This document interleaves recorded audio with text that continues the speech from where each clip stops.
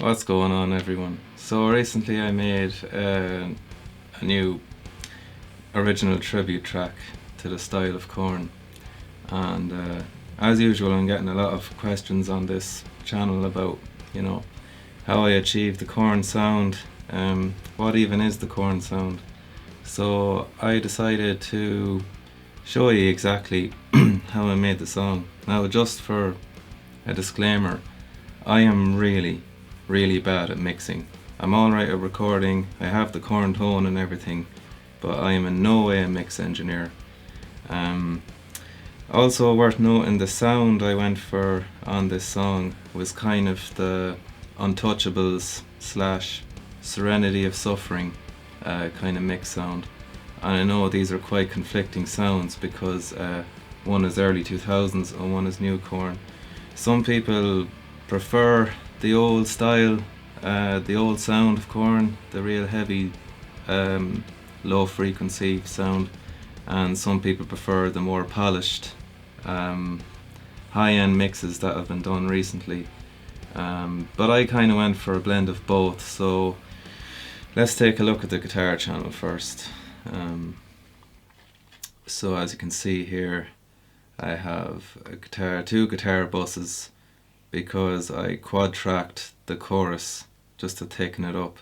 But there's two guitar tracks, left and right, not hard panned, about 97 for the main guitar track. Let's just have a listen to these as stereo.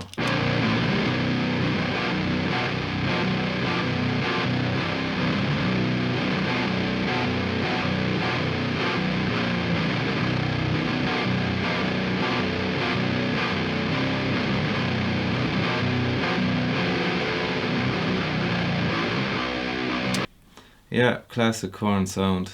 A little bit brighter than what comes out of the amp, but I'll show you exactly the chain here. So as usual, I've recorded the guitars through Amplitude 5, and I'm running the official Mesa Boogie pack. So what I did was I scooped the mids, boosted the treble and presence. Master is quite high, so you get that nice push out of it, even though it's an amp sim.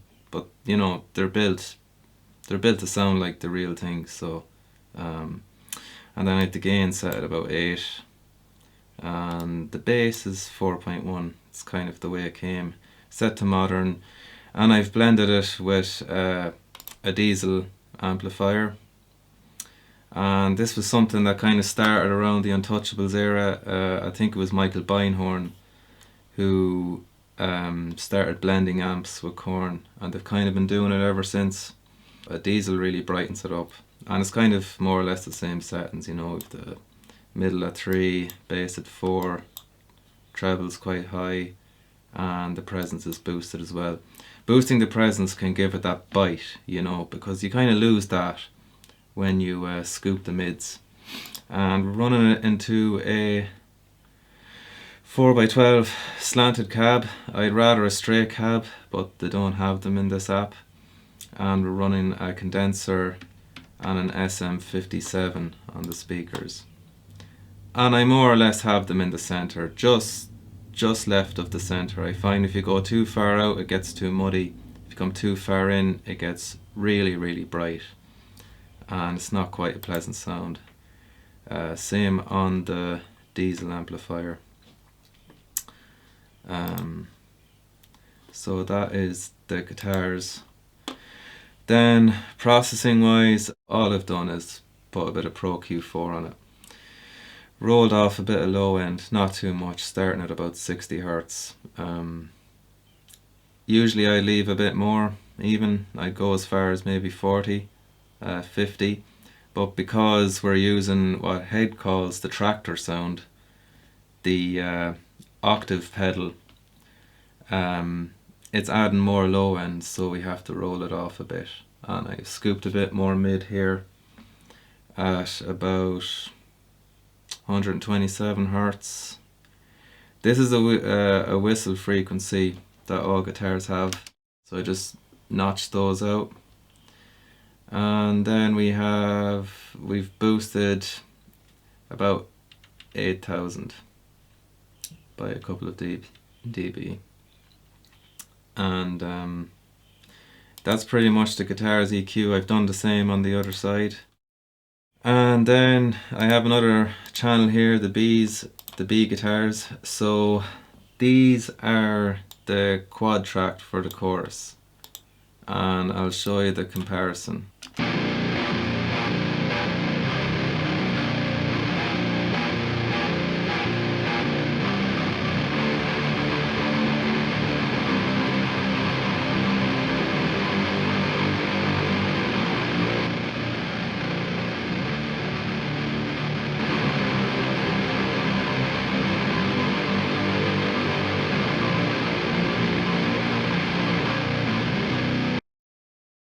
So as you can see, not a whole lot of difference. It just adds a bit of thickness to it. It adds a bit of high end, actually,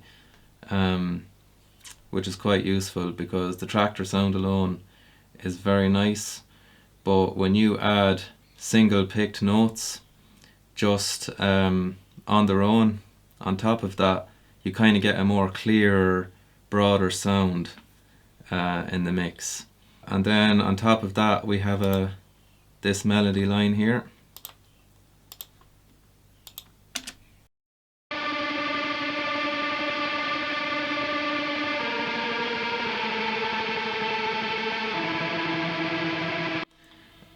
Pan left and right, and just adds a bit of dissonance. The settings for this are, Mesa and a diesel with a flanger. This is Amplitude's built-in flange pedal, and it actually works quite well. It's quite similar to the Boss, less settings on it, but you know, sometimes that's better. And sounds good to me. I have a noise gate as well in front of it. I have a noise gate in front of all my amps. Highly recommend it when you're dealing with Mesa and diesel cabs, because it's quite a bit of hiss comes off it. So yeah, this on top of the chorus sounds like this.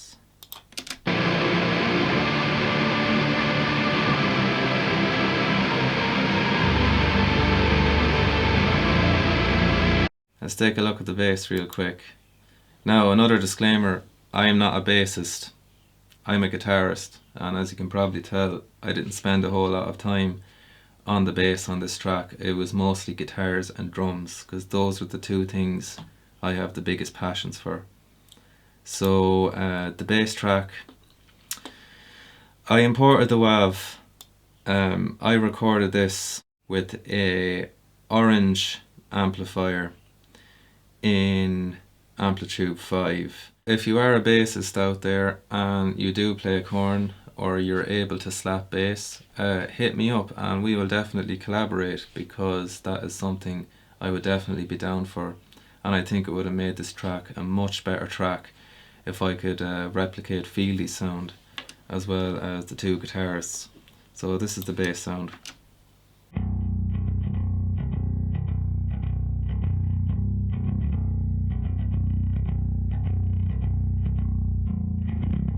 And then I put a load of processing on it. So I have two different Pro Q EQs on the bass track, and this one's just removing a whistle here. And I also created a high shelf, quite a steep one at 8 dB. And then I have another Pro Q3 directly under it. And this one here, this is removing a bit of the low end, about 34,000 hertz, and we've boosted it here and then cut the mids at about 100 hertz. It was quite midi. There was a lot of mids in it, and mids are mud. I want the low end to kind of shine through without having some of that. So then up here I just created a low shelf to bring some of those low resonances back in. And then I cut it up here a bit as well, and then I created another high shelf. This one at about 2000 hertz, 6 dB, quite a broad Q, and this just raised the high end. God, I really hope Feely comes back. And then we have a couple of other things going on here. So we have the breakdown, melodic breakdown, where everything cuts out and it just kind of goes into this.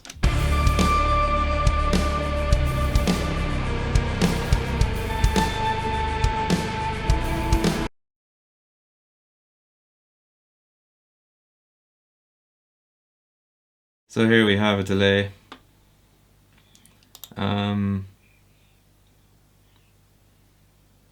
Standard settings again, just a clean channel on the Mesa Boogie on its own. I have a uni vibe on it that I actually forgot about.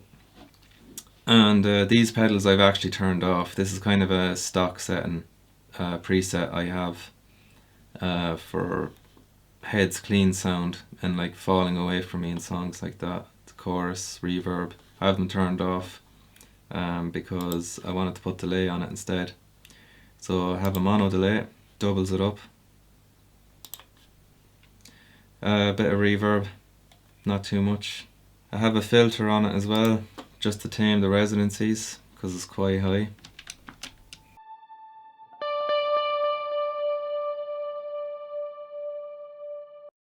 As you can hear there. And then bit of Pro Q4, just cutting a bit of low end and high end. Bit of programming here, a few glitchy parts.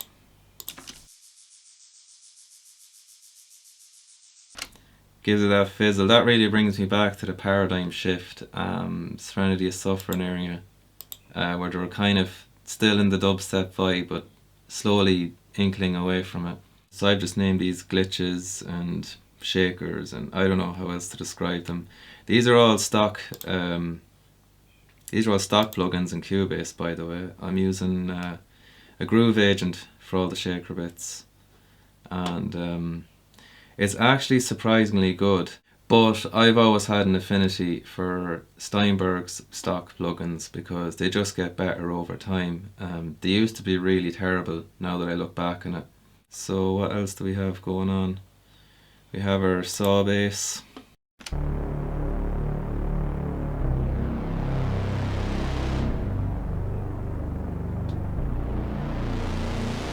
As you can see, I've added some automation there to raise the EQ band, just to give it that kind of sound.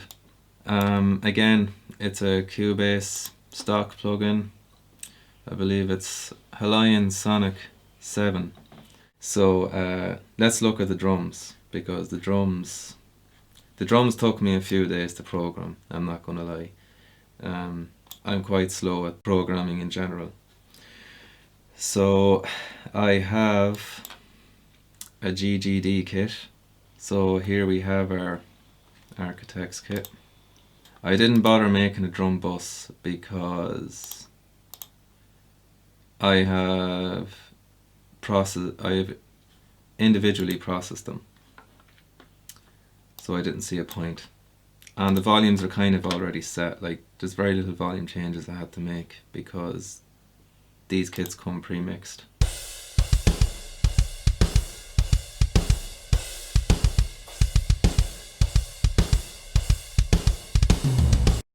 So yeah, sounds pretty good, sounds very tight. Most of that is to do with the post-fader processing that I will show you on the master bus. But I had to change very little with these sounds. You know, I wanted to go for that Untouchables massive kick drum sound. I think that is the best Korn kick that has ever existed, and for this I used Cubase's stock Studio Q, and I boosted 62 Hz at 2.5 dB. Cut this kind of beater sound out. This was quite a, you know, kind of had that tinny slapping sound. That's all right, you know, it suits for like metalcore and stuff, but I don't think it really has a place in new metal. You kind of want your kick to be driving and thumping. So I cut that at 314 Hertz by 2 dB, and then I boosted back up a bit of high end, just to give it that polished sound. Then the snare is probably the one I did the most processing on, although actually all I did was create a send channel. I just sent the snare to a gate so that I could put a bit of reverb on it. So it's gated reverb, and made a very polished, modern sound, you know, something you'd hear on the newer albums. So this is where Serenity of Suffering came to mind for me, because that album's a really driving, polished drum sound that I quite like. So what else do we have? We have the end here then. It's kind of the end of the track now, and I've just added another sub bass, which is a bit different from the saw bass, but it's the same stock plugin and the same preset.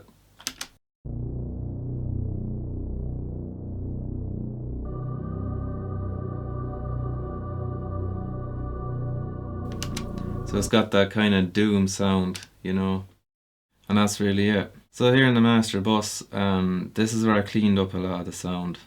I really gave the track a nice polishing here. It was sounding good beforehand, but you know, there's only so much you can balance faders and put EQ on individual tracks. This is kind of where you glue the track together, and this is where like a lot of Korn's sound gets determined in a mix. Here I rolled off a bit of subbiness at about 25 Hertz. Not too bad. There wasn't a whole lot down here anyway. I gave a slight boost at 60 Hertz, only slight, because there is enough bass and subbiness in the track that I didn't really need it. Ended up cutting more mids at 280. There was just a lot of mud there, and it's just that tractor sound you get, you know, that Untouchables driving heavy sound. It can be too muddy, I think, and everything's just so clean these days. If I left it the way it was, sure, it probably would have sounded more Untouchables, but like in the context of a mix today, it'd probably sound a bit shit, to be honest with you. Not to mention I got more volume out of the track by lowering these mids a bit, boosting the high end here at 50k, just to brighten it up a bit again. So that made a huge difference, and I always do EQ before compression, because if you put compression before it, you're just EQing the compression sound, whereas you want to be EQing the raw track as it sounds. And then the compression just added a little more oomph to it. It kind of drove the bass a little more, and the snare, and it kind of glued the guitars together. I have no other compression on the individual tracks until I got to this stage, because I'm not a huge fan of over compressing stuff, and again, I'm not quite good at mixing, so it would be very easy for me to slap a ton of compression on the guitars, the bass, just everything, and the drums, which are already came pre-compressed, and it would just sound horrible. There'd be no headroom to mix with. So I got this SSLL stereo compressor from Waves, and it's actually a very, very good compressor. And all I did was set the attack for 30, roll back the threshold a little bit. I have a 2-to-1 ratio. I believe most mix engineers would go 4-to-1, but I just decided to play it safe, because when I had it at 4-to-1, it was too boomy. I rolled it back to 2-to-1. I think it sounds alright. What do you guys think? Any mix engineers out there who want to review my track, please go for it, because I could do with all the help I can get. And the last thing I did down at the chain at the very end was put a limiter on it, and all this was raise the volume by 2 dB. That is how I made Korn track.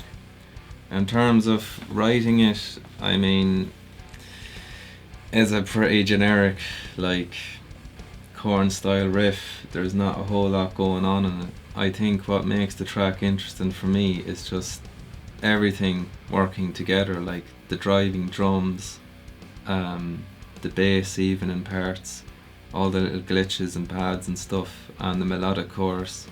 It just turns out like with a really, really simple riff, you can write a pretty decent song, and you can make it sound half decent with just a few EQs and moving a few faders around, and then slapping a compressor on the bus. A lot of lessons I learned in this, and a shit ton of YouTube videos on mostly mixing. People are asking me the whole time, they're telling me they can't get the tone, they've tried this, they've tried that. They might have all the gear and they just can't, get the tone. And I had my subscriber special video where I kind of ran through it a little bit, and I probably didn't do it justice in the overall track.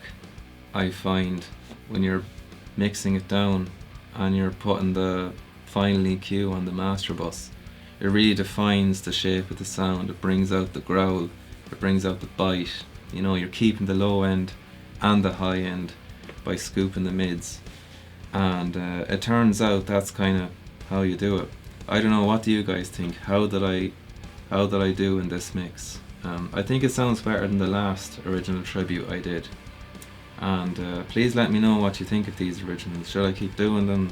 Should I try other bands, other sounds? I'm kind of thinking of branching out a bit, but I don't know. Korn is kind of my thing, it's always been my thing. This is kind of the Untouchables setup, This is what Michael Beinhorn would have used to record Untouchables.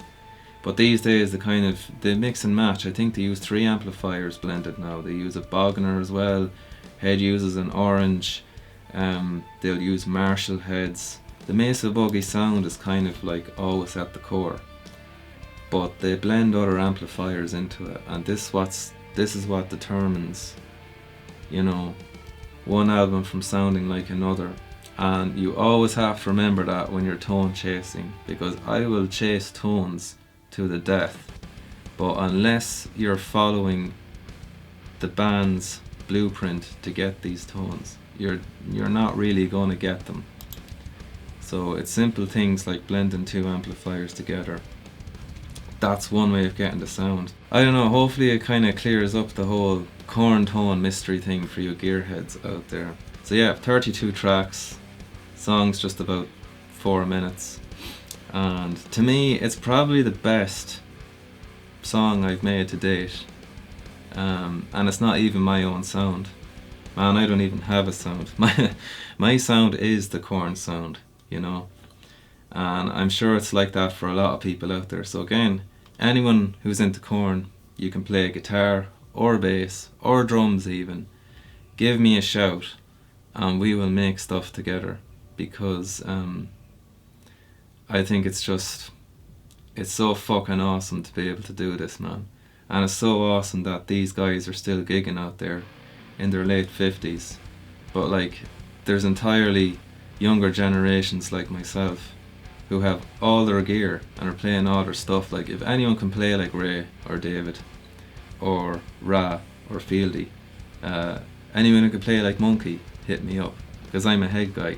So yeah, that's it. Let me know what you guys think in the comments. Let me know, do you want to see more of this stuff, or what would you like to see next? Would you like me to try and do other songs in other genres, emulate other bands?